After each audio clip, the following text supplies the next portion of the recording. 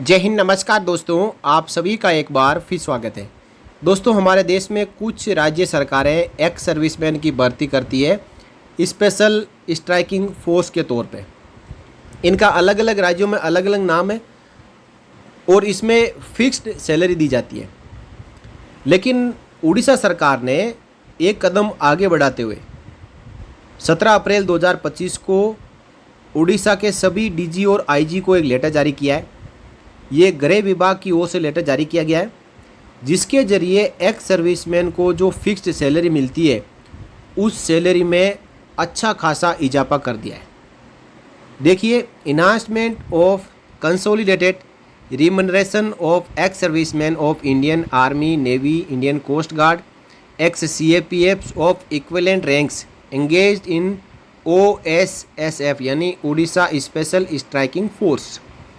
यहाँ कहा गया है कि in inviting a reference to the subject cited above, it is hereby intimated that in view of difficulties being faced during engagement of retired ex serviceman personnel of Indian army, navy, Indian coast guard और ex CAPFs of equivalent ranks in OSSF and for its effective functioning, government after careful consideration have been pleased to enhance their monthly consolidated remuneration as indicated below।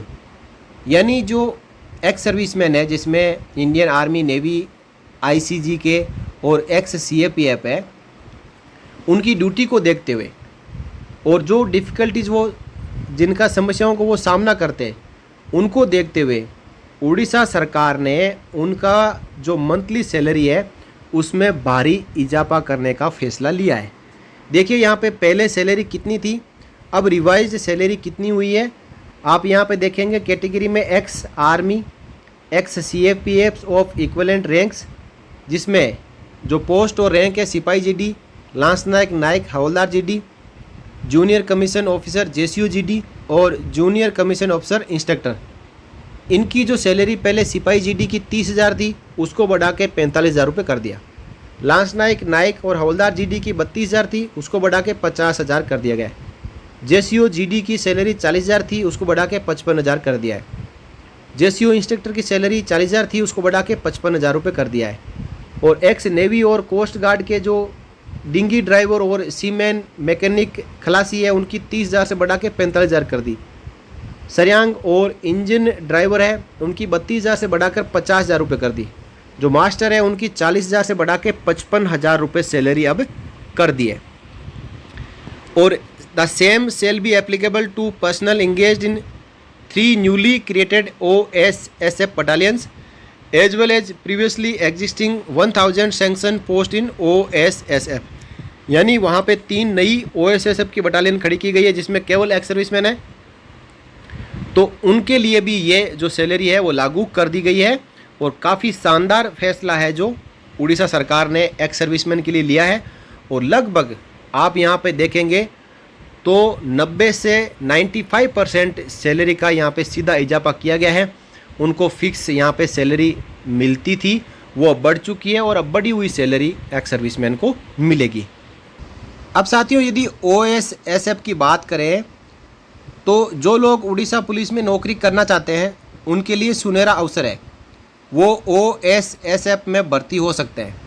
Orissa में state government ने एक नया force establish किया है जिसका नाम है Orissa special striking force, जिसमें केवल एक्स सर्विसमैन सैनिक ही रखे जाते हैं। सैलरी आपने अभी देखी, JCO की 55,000, OR की 50,000, महंगाई भत्ते की बढ़ोतरी होती रहेगी।